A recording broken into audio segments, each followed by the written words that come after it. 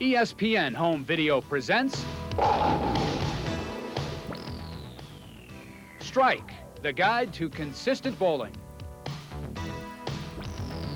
Featuring PBA professional Joe Berardi, runner-up bowler of the year in 1988.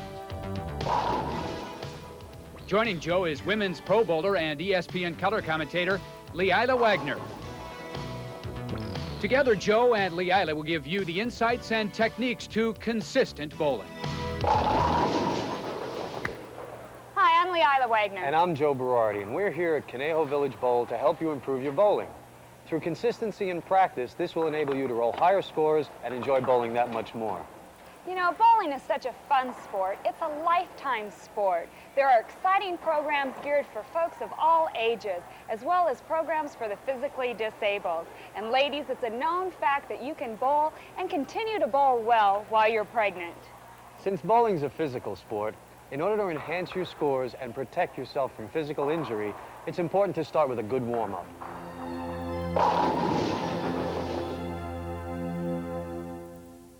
Bowling is no different than any other sport. You need to take the time to warm up prior to participating.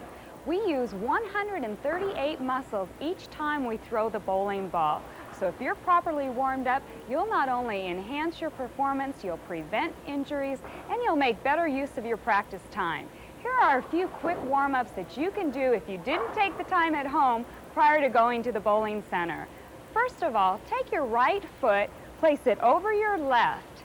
Now we're going to bend down slowly. We're going to feel the stretch in the back of our legs and just hold this position for a few counts. Feel the stretch in the back of the legs and then slowly roll up. Now you'll want to do it with the left leg crossing the right leg. Once again, bending over slowly, rounding your spine, touching the floor if you can. If you can't, just go as far as you can. Don't bounce, just stretch. Feel it stretching the back of the legs. Slowly come up. Now, with your legs spread apart, once again, we're going to slowly bend over, and we're going to stretch the inner thighs. You're going to stretch to the left, then to the right. You can really feel this stretch in the inner thighs. Now, legs are very, very important while bowling. So you really want to stretch out those leg muscles. Now, once again, you slowly roll up. Now, we use our thighs a lot in the game. So I'm going to use this just to balance myself, but I'm going to hang on with my right arm. I'm going to grab my left foot, and I'm going to stretch that thigh. Now, if you need to use something to support yourself, hang on to a chair, whatever's nearby to help you balance. But get the stretch in the top of the thigh. Now we're going to reverse legs. Grab your left leg, or grab your right leg with your left arm and feel the stretch in the top of the right thigh. And then you let it down. Now we want to stretch out those calf muscles and work the knees. Stretching slowly, bringing the heels to the floor, up on the toes, alternating the feet. Right and then left. Do a few of these till you feel those muscles really warmed up.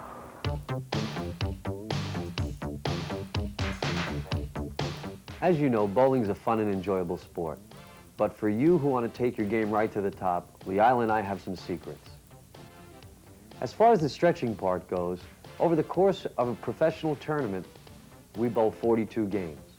Over those 42 games, believe it or not, we walk over 2.5 miles and lift over 5 tons of weight. Therefore, your legs must be in shape. You have to stretch, you have to keep in shape, because this provides longevity in your sport. And with longevity, hopefully, will come success.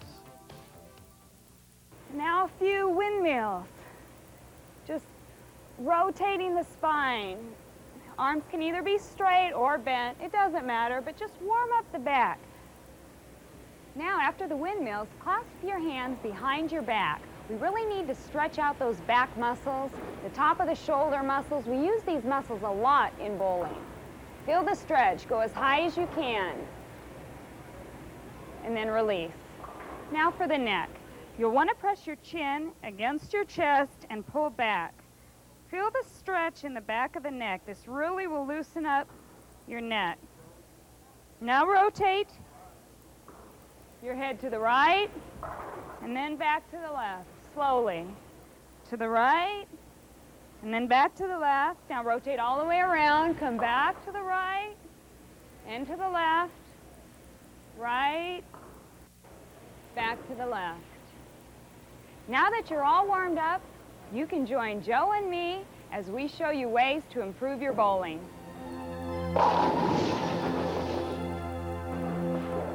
Now we're going to talk about equipment. Probably the most important part of equipment in bowling is the bowling ball itself. It's critical to use the correct weight while bowling.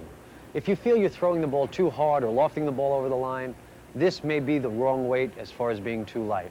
If you're getting some pain and discomfort in your shoulder, you should probably use a lighter ball because what's happening is the ball's too heavy. So what I would suggest to remedy this is to go to your local center. Find the house balls where the weights are inscribed on the label. Pick a weight that you feel is suitable for your game. Go out and bowl a couple of games with it. If you've got no pain or discomfort or not lofting the ball over the foul line, this could be the right weight for you. Well, those are all real good points, Joey, but there's one other thing you need to remember. The proper fit affects the weight of the ball that you can throw. I've run across many ladies that have smaller hands and they go in, they pick up a 10-pound ball because it fits tighter and it fits better for them, and yet they could probably throw a 12-pound ball with that same type of fit. So you need to check with your local pro shop and try to get the proper fit for you. Since bowling is a game of constantly changing conditions, it's important to have equipment to compensate for this. Now, how we do this is arrived by different weights or different surfaces. Now, what I mean is that if you have a shiny ball, it will go longer than a dull ball. In other words, the shiny ball would be conducive to dry lanes, where a dull ball would hook more, would be good for oily lanes. There are other ways, through weights. There are so many combinations of weights you can use in a bowling ball, and unfortunately the only way to find out is trial and error. For example, if you have a combination of negative weight and bottom weight, this will make the ball roll early or hook a little more at the front of the lane. This will help you on oily lanes. If you have a ball with positive weight, top, side, finger, this will make the ball go longer and hook at the back end. It's important to have these weights in your arsenal to compensate for conditions that you'll run across. Well, there are two types of grips that are widely used. One is the conventional grip, where your fingers go down in the hole to the second joint. Now, this isn't a bad grip, but I find a little discomfort towards the end of a league night. What I would do is go to the alternative, which is what we call a relaxed fingertip grip. And what happens when Leila inserts her fingers into the holes, it goes down to the first joint, or the joint behind the nails. This grip is more comfortable, can create more consistency. It looks a little difficult, but 99% of the pros who do this for a living use this grip with much success. So the sooner you get this into your game, the quicker I think your scores will improve. And you know, you don't have to be a pro to use this either. Women, if you're leaving those pocket splits, you'll find that this will give you more revolutions on the ball to help drive out one or both of those pins and help you to increase your scores. You may not realize it, but your hands change throughout the day and throughout the season. A trick we use as professionals is to drill the holes in the bowling ball, the fingers and thumb holes, just a little bit larger. Then we add tape, such as electrician's tape or a tape you'd find in your local pro shop. If our hands swell, we remove the tape. If our hands go down, we add tape. A simple system for you to try. Now we're going to go to the approach.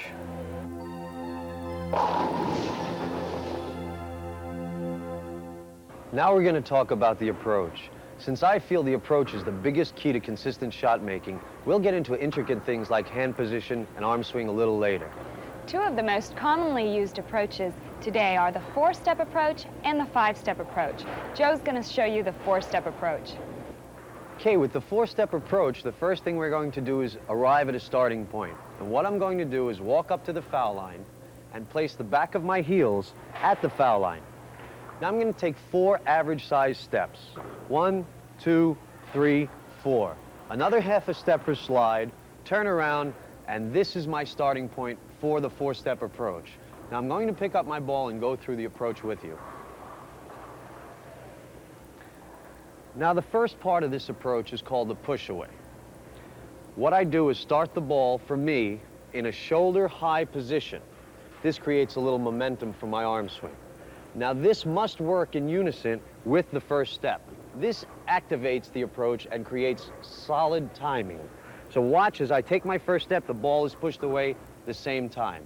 The second step, my left hand frees from the ball and the downswing is initiated. The third step, it goes into the upswing. The fourth step, I slide, throw the ball, and follow through. Now this, with practice, should create consistent shot making and higher scores.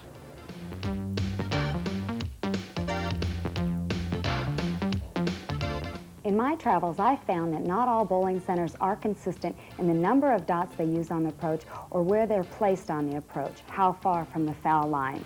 What you need to do is be aware of how far you're ending up from the foul line. If there seems to be a little bit of a problem, go back like we showed you, count the number of steps off to find your starting point. If you're not sure from side to side, count the number of boards from the channel from side to side to find out where you should line up. Now we're going to talk about the five-step approach. An advantage to the five-step approach is that you're going to be able to pick up momentum and ball speed.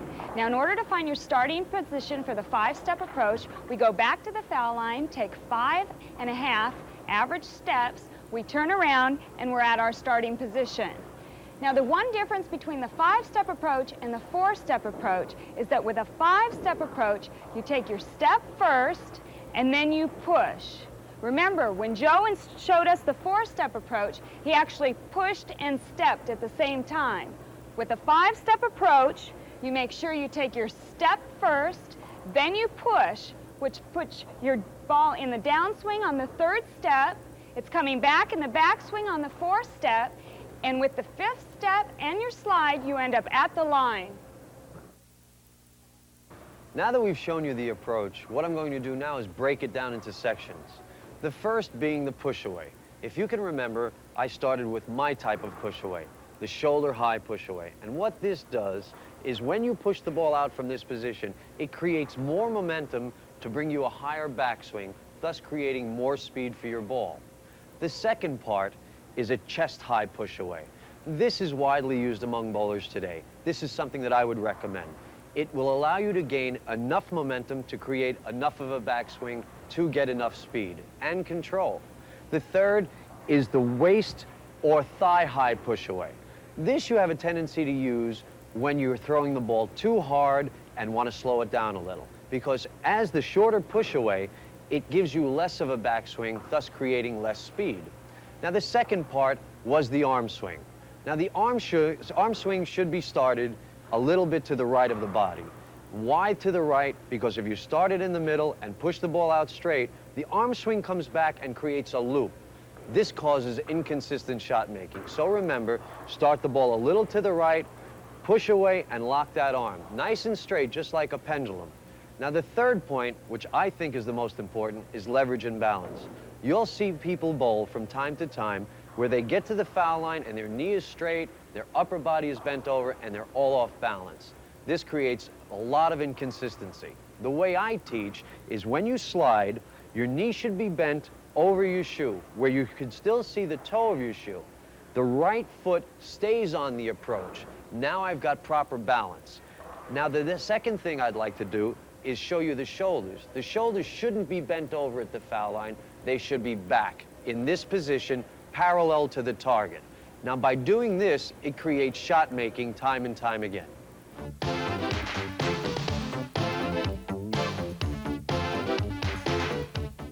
For those of you who are having trouble with your upper body going over at the foul line, causing you imbalance, the proper method, or the little secret that I found, is to elevate your chin.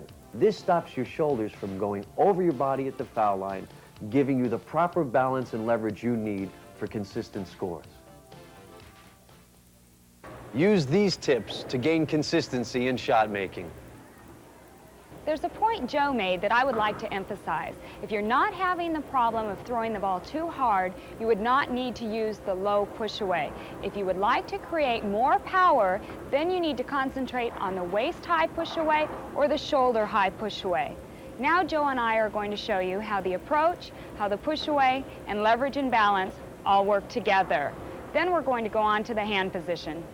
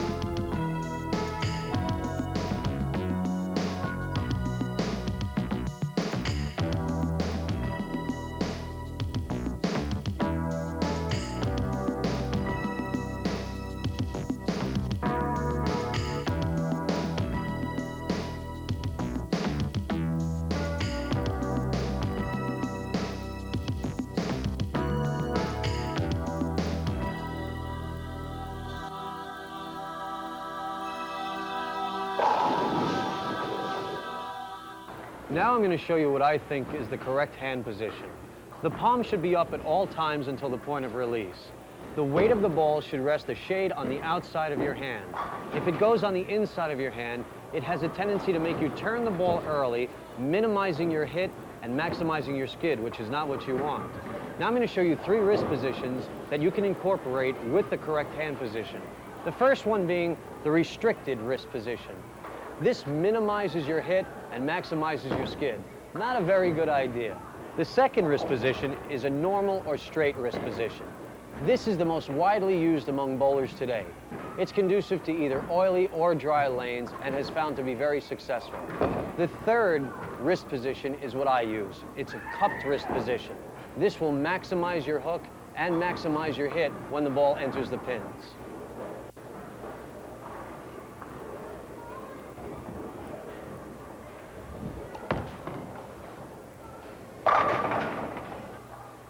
Joey may be able to use the cupped wrist position, but many of us bowlers don't have the strength in our wrist to do so.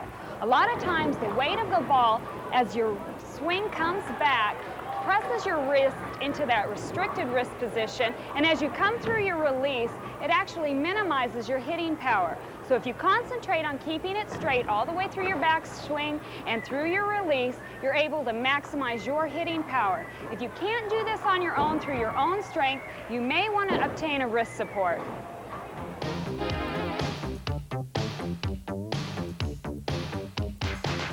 For those of you who can't use a cupped wrist position and want a little more hook, what you can do is keep the weight farther out on your hand. This way, at the point of release, a little more rotation and a little more hook. Now that we've shown you the proper hand position throughout the entire approach, what we're going to show you now is the correct release. As your hand comes through the downswing, your thumb is at a 12 o'clock position. As you release the ball, your hand rotates where your thumb is put in a 9 o'clock position. And what this does is create the correct pattern your ball should go down the lane. Skid the first part of the lane, roll the second part of the lane, and hook the last part of the lane. These 3 things will give you the correct amount of hit you need. Now that we've shown you ball patterns, we're going to take you on to something a little different, speeds.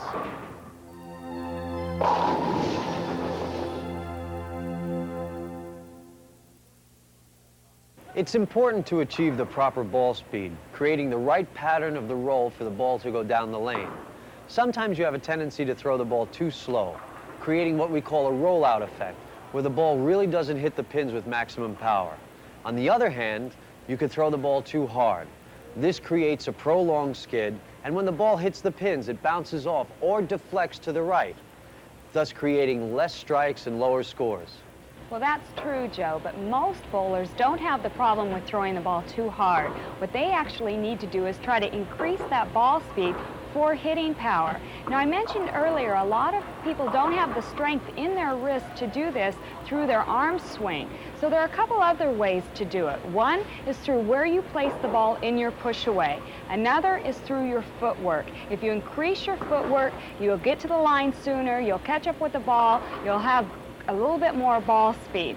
But something to remember, if you're going to do it through your footwork, you need to keep everything in time. It's a rhythmic motion, push away, footwork. It all has to work together in order to keep consistent. So the next time you bowl, watch the ball go into the pins. If you see that little bit of deflection or a little bit where it's hooking too much, go to your local bowling center, practice, and try and change your speeds to compensate for the hit of the ball. I think this will result in higher scores. Now, let's go to targets.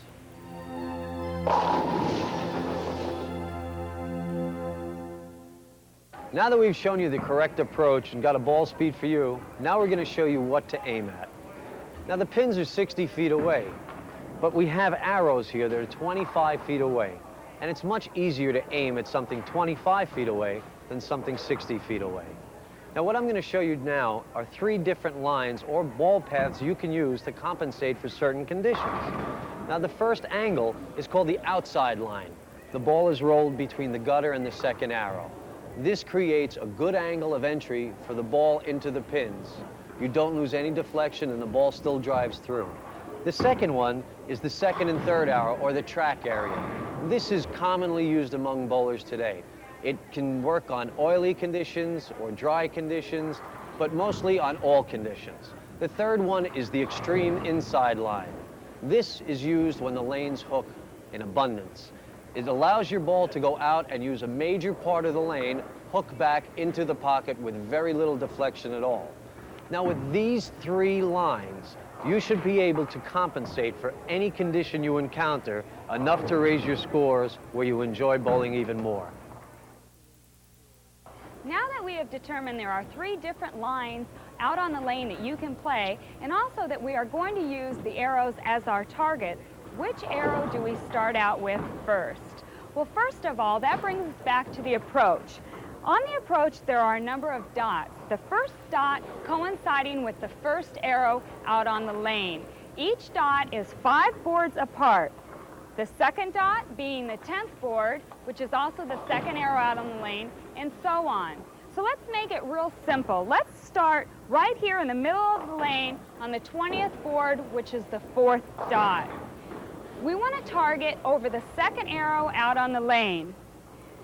Now, if you throw a very good shot, you feel like you executed well and everything was in time, and your ball missed off to the right, you need to make an adjustment. The adjustment that we're going to teach you is that you move your feet 3 boards to the right, bringing your feet around the 17th board, and then targeting over the second arrow. Now, this will create more of an angle to the pocket. Now, coming back to the starting position, if when you threw a good shot, you missed off to the left, say your ball hooked too much, you need to adjust left. Let's move our feet 3 boards to the left, continue to look at the second arrow, and that will decrease the angle to the pocket. One thing I always use as a rule, if you miss to the right, move right. If your ball misses to the left, move left.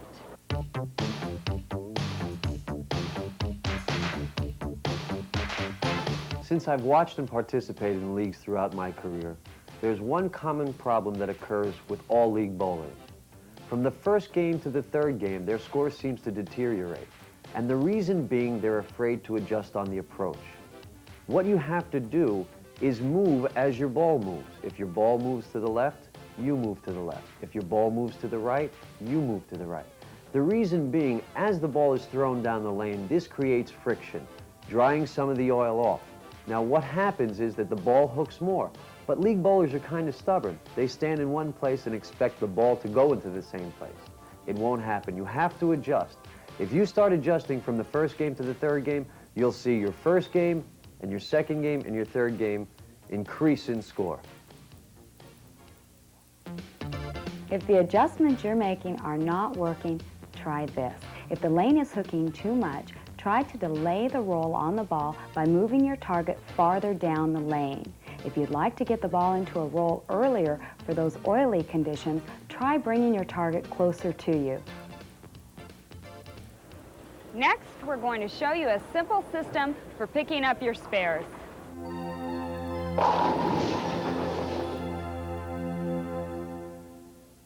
Now I'm going to show you a spare shooting system that has worked for me in my career over the years.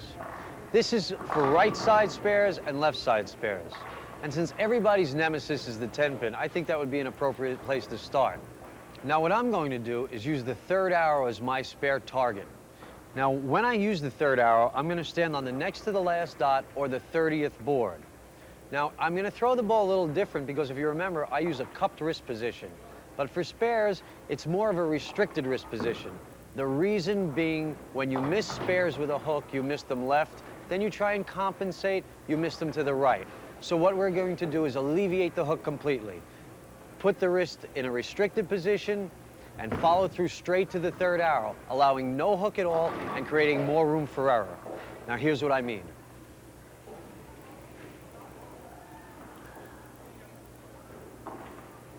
As you can see, instead of a cupped wrist position, I'm going to a restricted wrist position.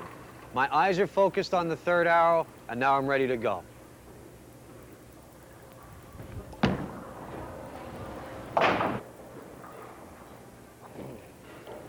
Now that we've successfully picked up the 10-pin using the third arrow system, the next pin in line is the 6-pin. And what I'll do for this is move 3 boards to the right. Focus my eyes on the third arrow, put my wrist in a restricted position, and now I'm ready and confident.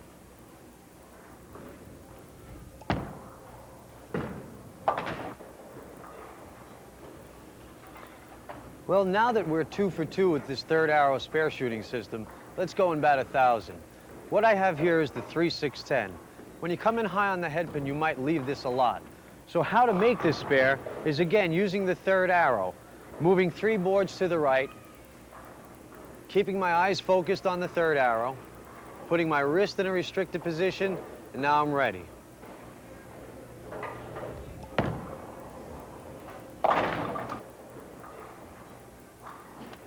Now that we've conquered our fear about the right side spares, we're going to move over to the left side spares.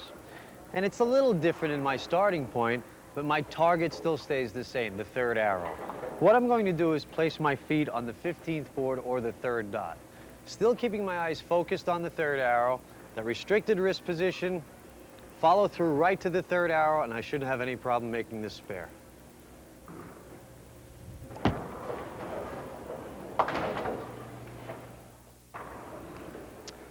The next pin on the left side is the 4-pin. It's similar to the 6-pin, but just a little reversed. So what we're going to do again is move 3 boards to our left this time, keeping the third arrow as our target. My hand is still in that restricted position. Remember, do not try and hook a ball at a spare. That's when you start getting open frames. My eyes are focused on the target. Here I go.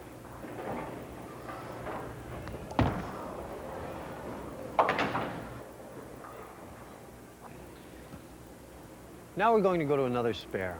This is called the 2-4-5 or the bucket.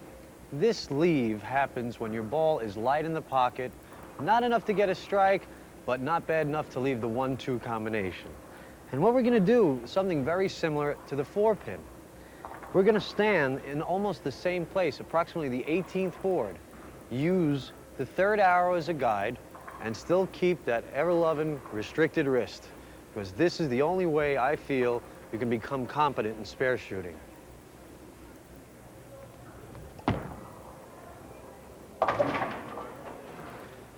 The joy of this system is that you can miss the third arrow a little and still recover and make the spare.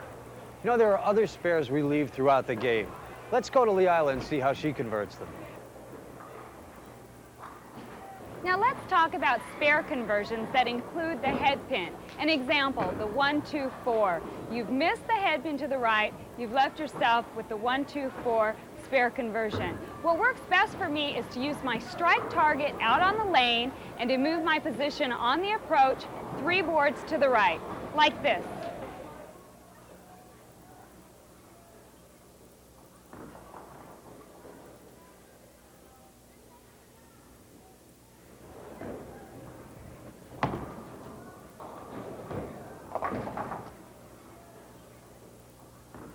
Now let's take it a step further. The 1, 2, 4, 10, also known as the washout. Now some people get real scared when they have to shoot it when it includes the 10 pin, but you don't do anything different. You just move the 3 boards right of your target area on the approach, and you still use that strike target out on the lane, like this.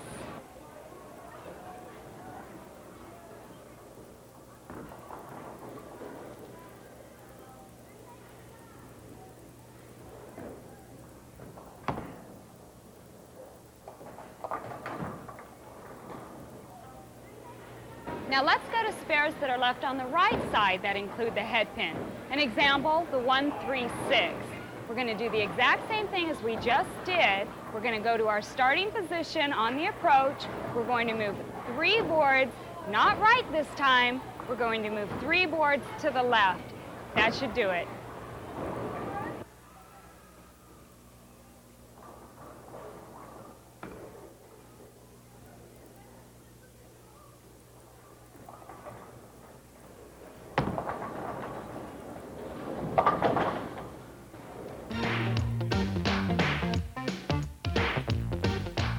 The spare shooting techniques that we've shown you work well for us.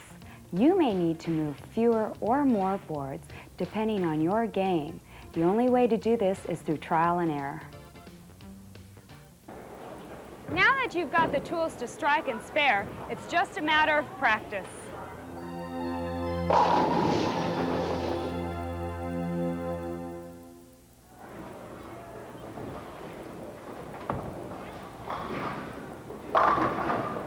When you practice, don't practice for score. Take the weakest parts of your game. Work on them one by one until they become the strongest parts of your game. That's right, Leala. You know, your muscles have a memory. And by practicing correctly, it allows the muscles to store the correct information. This will result in your body voluntarily releasing the information necessary to bowl well. Remember, when you practice, take the techniques that we've shown you and practice them correctly. If you don't, it could result in bad habits that could carry over into competition.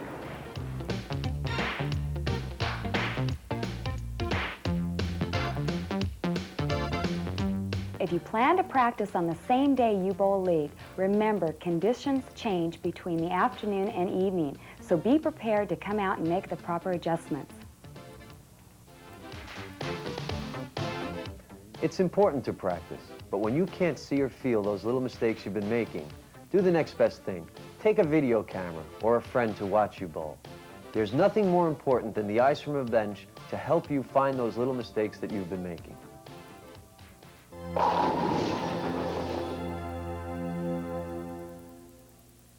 Now that we've covered the physical part of bowling, we left one little part out, the mental game.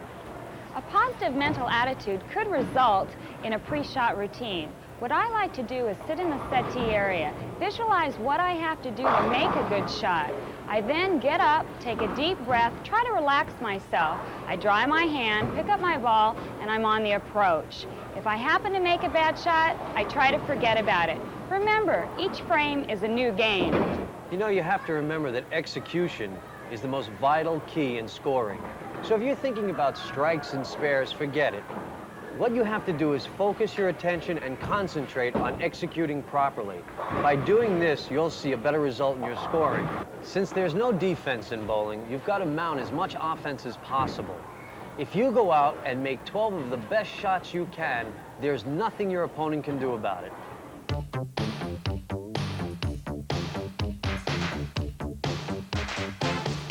When I find myself in a pressure situation, I go back to the settee area, block everything out. Then I get a mental picture of the ball going down the lane, over the target, and into the pins for a strike. If you do this, you'll gain success in these situations. Self-confidence plays a major role in the mental game. If you find yourself in a slump, don't get down on yourself. Practice, work things out, but don't let your confidence slip. You can do it.